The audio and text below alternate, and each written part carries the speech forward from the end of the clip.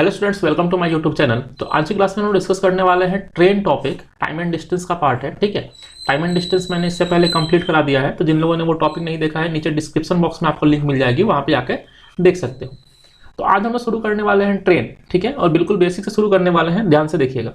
देखिए आपके सामने यहाँ पे 2 पॉइंट मैंने लिखे हैं, इसको अच्छे तरीके से समझ लेना। क्या बोला गया, देखिए, when a train passes a pole और any other object the distance cover by train is equal to length of train. देखिए बोला गया है, अगर एक ट्रेन जो है वो पास करती है किसको, एक पोल को, और any other object. Any other object का मतलब ये है कि पोल जैसा कोई और ऑब्जेक्ट हो। तो पोल जैसा और ऑब्जेक्ट क्या क्या हो सकता है? आपका सिग्नल हो सकता है, आपका ट्री हो सकता है, आपका कोई मैन हो सकता है, कोई पर्सन खड़ा हो, ठीक है। यानी कि यहाँ पे any of the other object का मतलब ये है कि एक ऐसा ऑब्जेक्ट जिसके पास खुद की कोई लेंथ नहीं हो, ठीक है। पोल की बात करें तो पोल के पास खुद की कोई लेंथ नहीं होती है। ट्री की बात करें तो ट्री के पास खुद की कोई लेंथ नहीं होती है। मैन की बात करें तो मैन के पास भी खुद की कोई लेंथ नहीं होती है, ठीक है। तो यहां बोला गया है कि व्हेन ट्रेन पासेस से पोल और एनी अदर ऑब्जेक्ट, ऐसा ऑब्जेक्ट जिसके पास खुद की लेंथ नहीं हो, then the distance cover by train is equal to length of train. समझिए बात को। यानी इस कंडीशन में जो डिस्टेंस कवर करनी होगी ट्रेन को, वो ट्रेन की लेंथ मान लेते हैं एल, तो ट्रेन की लेंथ के बराबर ही होगी, ठीक है। चलिए सेकेंड पॉइंट क्या बोला गया है, इफ ट्रेन पासेस से ब्रिज या फिर प्लेटफॉर्म एटसेट्रा में यहाँ पे बहुत सारी चीजें आ गई। अब देखो बोला गया इफ ए ट्रेन पासेस से ब्रिज, प्लेटफॉर्म या फिर कोई भी ऐसी चीज जिसके पास खुद की एक लेंथ हो। जैसे ब्रिज है तो ब्रिज जो है, ब्रिज के पास खुद की एक लेंथ होगी। प्लेटफॉर्म है तो प्लेटफॉर्म के पास खुद की एक लेंथ होगी। एटसेट्रा में मान लीजिए कोई टनल है तो वहां भी खुद की कोई लेंथ होगी। या फिर मान लीजिए सामने एक दूसरी ट्रेन है, ट्रेन 2 हो सकती है। एटसेट्रा में यहाँ बोल सकता हूँ कि एटसेट्रा में यहाँ पे ट्रेन 2 है, एक दूसरी ट्रेन जो है वो सामने से आ रही है, ठीक है। तो ये भी हो सकता है। तो इस कंडीशन में क्या करना है, then distance travel by train is equal to the sum of length of train and the stationary object through which the train is passing. मतलब जिसको ट्रेन पास कर रही है। तो इस कंडीशन में जो डिस्टेंस होगा वो डिस्टेंस होगा लेंथ ऑफ ट्रेन, मान लीजिए एल है, और सामने जो भी चीज है, चाहे वो ब्रिज है, प्लेटफॉर्म है, या फिर दूसरी ट्रेन है, कोई भी एक ऐसी चीज है जिसके पास खुद की एक लेंथ है, तो उस कंडीशन में डिस्टेंस क्या हो जाएगा, लेंथ ऑफ ट्रेन प्लस सामने जो भी चीज है, मान लेते हैं उसकी लेंथ जो है वो x होगी, तो डिस्टेंस जाएगा एल प्लस एक्स, ठीक है। अगर इस दोनों पॉइंट को शॉर्ट में समझने की कोशिश करें तो आप ये समझ लो कि ट्रेन अगर किसी पॉइंट को क्रॉस करेगी, तो उस कंडीशन में डिस्टेंस जो है वो ट्रेन की लेंथ हो जाएगी। पॉइंट का मतलब क्या हो जाएगा, पॉइंट का मतलब हो गया पोल हो गया, सिग्नल हो गया, मैन हो गया, ट्री हो गया, कोई भी ऐसी चीज जिसके पास खुद की कोई लेंथ नहीं है, तो उस कंडीशन में डिस्टेंस ट्रेवल्ड बाय ट्रेन जो है वो ट्रेन की लेंथ हो जाएगी। और अगर ट्रेन एक लेंथ को क्रॉस कर रही है, लेंथ का मतलब क्या हो जाएगा, आपका मतलब यहाँ पे प्लेटफॉर्म हो गया, ब्रिज हो गया, टनल हो गया, या फिर एक दूसरी ट्रेन हो गई। तो उस कंडीशन में जो डिस्टेंस ट्रैवल बाय ट्रेन होगा वो होगा ट्रेन की खुद की लेंथ और प्लस सामने वो जिसकी लेंथ, यानी जिस ऑब्जेक्ट को वो क्रॉस कर रही है। मान लीजिए x है, ये मान लीजिए ये टोटल लेंथ x है, तो उस कंडीशन में डिस्टेंस हो जाएगा ट्रेन की लेंथ प्लस सामने वाले ऑब्जेक्ट की लेंथ, दोनों का एडिशन, ठीक है। उम्मीद करते हैं इस चीज को आप समझ पा रहे होंगे। बस इतनी सी बात है। नेक्स्ट यहाँ पे जो इंपॉर्टेंट कॉन्सेप्ट निकल के आता है ट्रेन वाले क्वेश्चंस के लिए, वो है रिलेटिव स्पीड। रिलेटिव स्पीड के लिए क्या बोला गया है, when two train are moving in opposite direction then relative speed is equal to sum of speed of both train. कहने का मतलब ये है कि मान लीजिए कि एक ट्रेन इधर से जा रही है, इसकी स्पीड s1 है, और एक ट्रेन इधर से आ रही है, उसकी स्पीड s2 है। तो इस कंडीशन में जो रिलेटिव स्पीड हो जाएगी वो हो जाएगी s1 प्लस s2। क्लियर है। और दूसरी पॉइंट में क्या बोला गया यहाँ पे कि when two train are moving in the same direction then the relative speed is equal to difference of speed of both train. मान लीजिए कि एक ट्रेन जा रही है इधर, उसकी स्पीड s1 है, और एक दूसरी ट्रेन और है जो सेम डायरेक्शन में जा रही है, उसकी स्पीड s2 है। तो यहाँ पे जो रिलेटिव स्पीड हो जाएगी वो इन दोनों की स्पीड का डिफरेंस, यानी कि s1 माइनस s2 या फिर s2 माइनस s1 हो जाएगी। क्लियर है। देखिए तो ये चीजें बस इतनी सी है, लेकिन इसको समझना बहुत जरूरी है। इसमें बहुत सारी चीजें जो है वो छुपी रहती हैं, ठीक है। तो इसको जरा डिटेल में हम लोग समझते हैं। देखिए जैसे मान लीजिए यहाँ पे मैं 2 कंडीशन ले रहा हूँ, ठीक है, 2 कंडीशन यहाँ पे मैं ले रहा हूँ। पहले पॉइंट के लिए क्या बोला गया है, अपोजिट डायरेक्शन।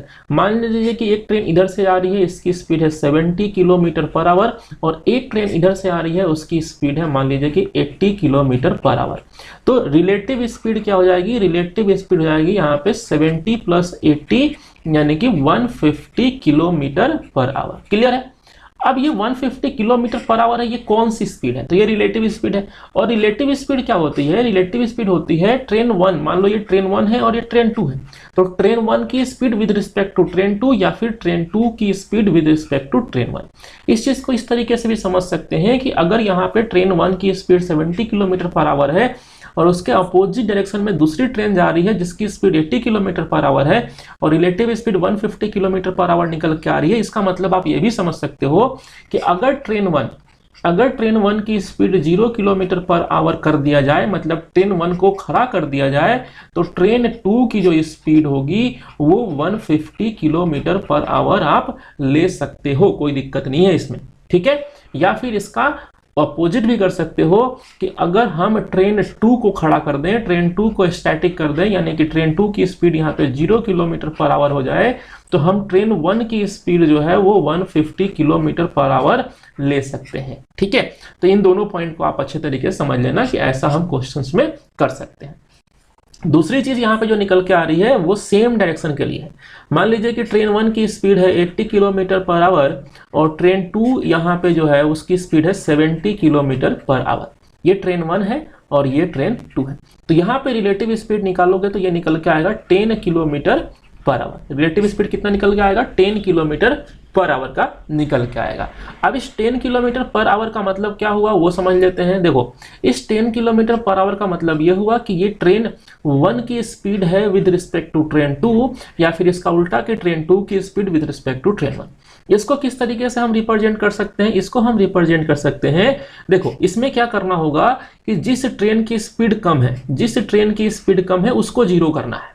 ठीक है। तो ट्रेन 2 की स्पीड कम है तो उसको कर दो 0 किलोमीटर पर आवर, यानी ट्रेन 2 अगर खड़ी हो जाए तो ट्रेन 1 की जो स्पीड है, ट्रेन 1 की जो स्पीड है वो 10 किलोमीटर पर आवर रह जाएगी। समझ में आ रही बात। यहाँ पे ट्रेन 1 की स्पीड को 0 नहीं करना है।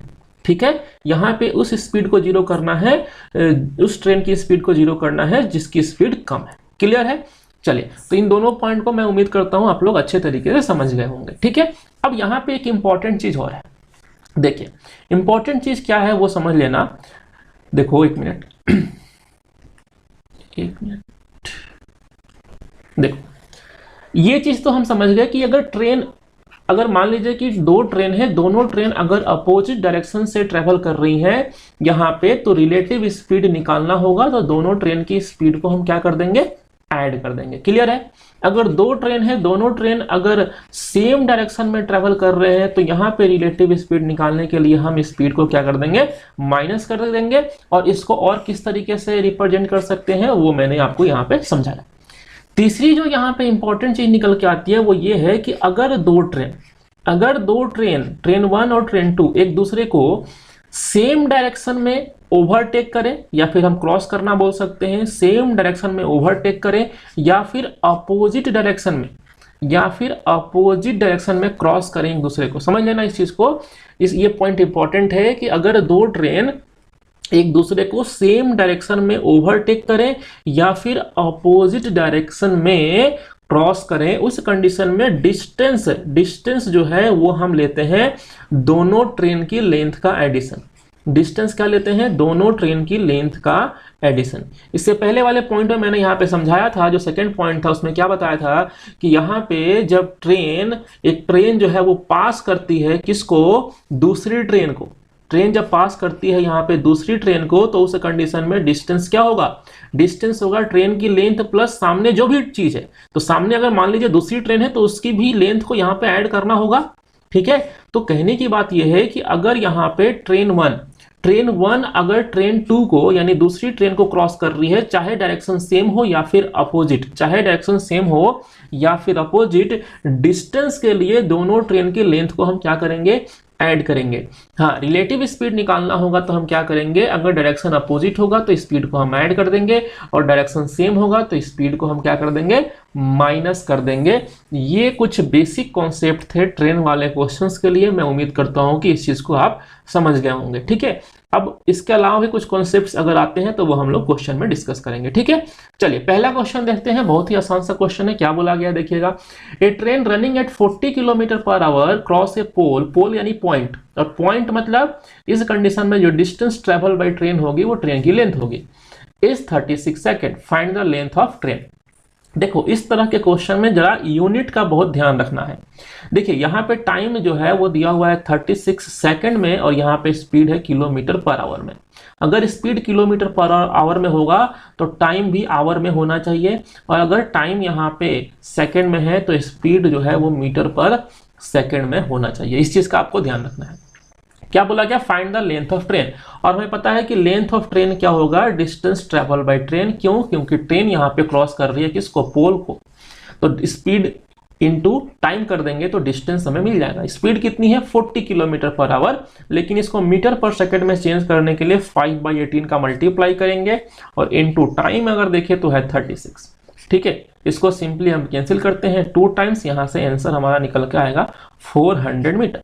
यानी distance travel by train is 400 metre, that means length of train भी 400 मीटर ही होगी।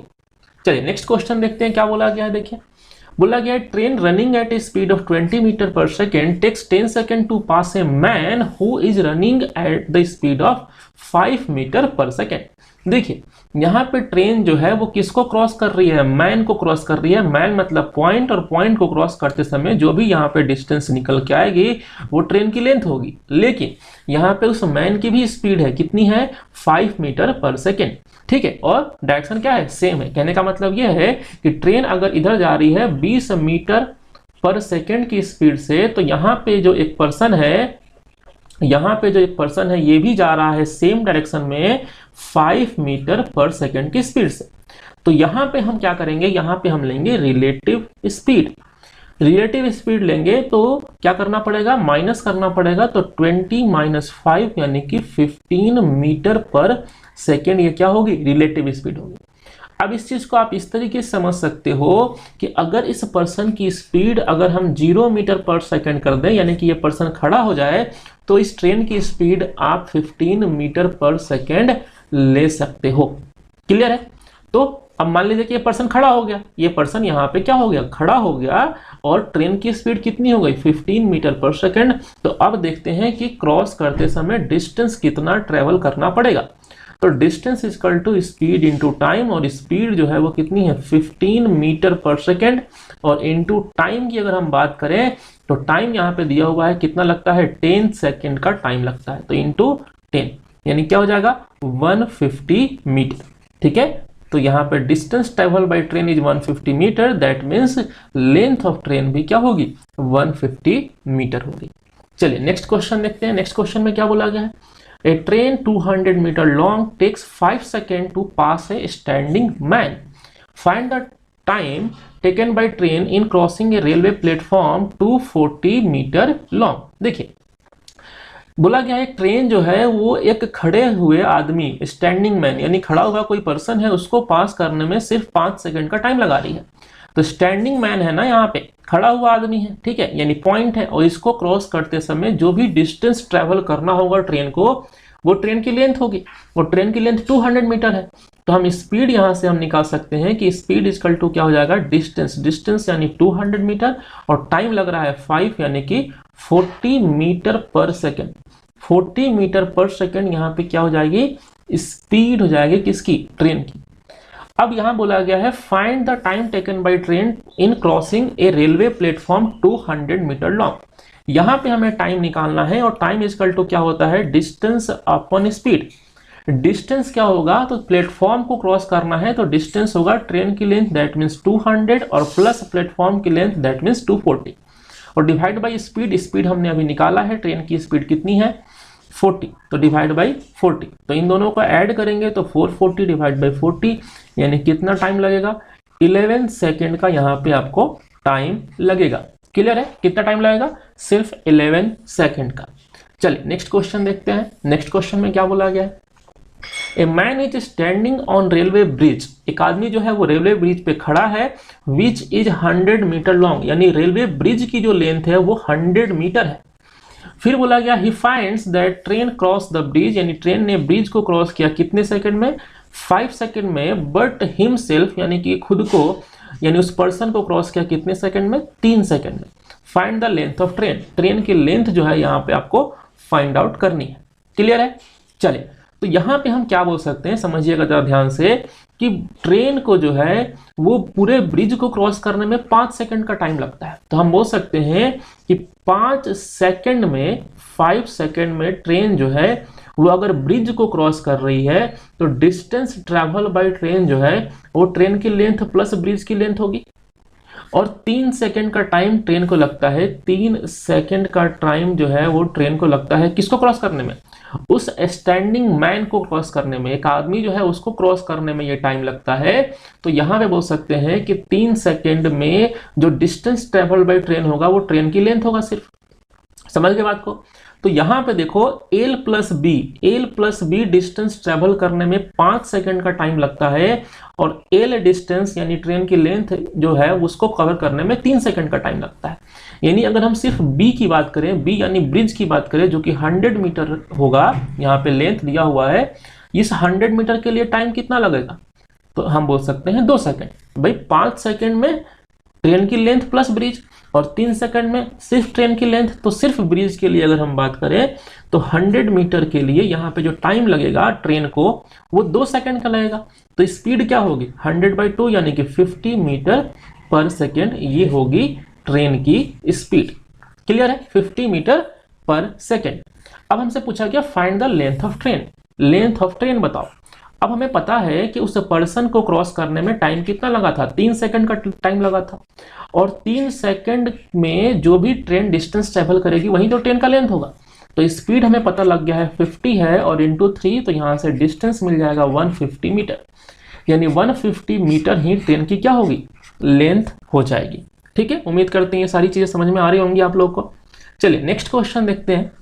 नेक्स्ट क्वेश्चन नंबर 5 क्या बोला गया है, A train running at a speed of 25 km per hour takes 18 seconds to pass a railway platform, and it takes 9 seconds to pass a man who is running at a speed of 5 km per hour in the same direction. Find the length of platform. देखिए क्या बोला गया है, बोला यह गया है कि एक ट्रेन है जिसकी स्पीड कितनी है, यहाँ पे दिया हुआ है 25 किलोमीटर पर आवर है, और उसको 18 सेकंड का यहाँ पे टाइम लगता है किसको पास करने में, एक रेलवे प्लेटफॉर्म को पास करने में, और 9 सेकंड का टाइम लगता है किसको पास करने में, 9 सेकंड का टाइम यहाँ पे लगता है passes A man who is running at a speed of 5 kilometre per our in the same direction. तो अगर हम इस मैन की बात करें, सबसे पहले हम बात करते हैं मैन के रिस्पेक्ट में। तो देखिए मैन है यहाँ पे, ठीक है, ये इधर जा रहा है 5 किलोमीटर पर आवर की स्पीड से, और ये एक ट्रेन है, ये जा रही है 25 किलोमीटर पर आवर की स्पीड से। तो यहाँ पे दोनों के पास स्पीड है, तो यहाँ से हम क्या लेंगे, रिलेटिव स्पीड लेंगे। तो रिलेटिव स्पीड क्या हो जाएगी, 20 किलोमीटर पर आवर। ठीक है, यानी मैं बोल सकता हूँ कि इस पर्सन की स्पीड अगर हम 0 कर दें तो इस ट्रेन की स्पीड क्या ले सकते हैं, 20 किलोमीटर पर आवर ले सकते हैं। तो डिस्टेंस कितना होगा, तो distance is equal to speed, that means 20, और 20 को चेंज करेंगे यहाँ पे मीटर पर सेकंड में 5/18 का मल्टीप्लाई करेंगे, ये हो गई स्पीड, और इनटू टाइम। टाइम कितना लगता है भाई, तो टाइम यहाँ पे दिया हुआ है मैन को पास करते समय टाइम कितना लगता है, 9 सेकंड, तो इनटू कितना 9। क्लियर है? तो डिवाइड बाई यहाँ पे 9 को डिवाइड करेंगे, 9 से डिवाइड करेंगे 18 को, 2 हो गया, और 2 से ये कितना हो गया 10, यानी कितना हो गया 50 मीटर। यानी 50 मीटर जो है ये डिस्टेंस होगा, और किसके लिए डिस्टेंस होगा, मैन को पास करते समय, और मैन को पास करते समय जो डिस्टेंस होगा वही तो ट्रेन की लेंथ होगा। तो ये क्या हो जाएगी, ट्रेन की लेंथ। ट्रेन की लेंथ कितनी हो गई, 50 मीटर।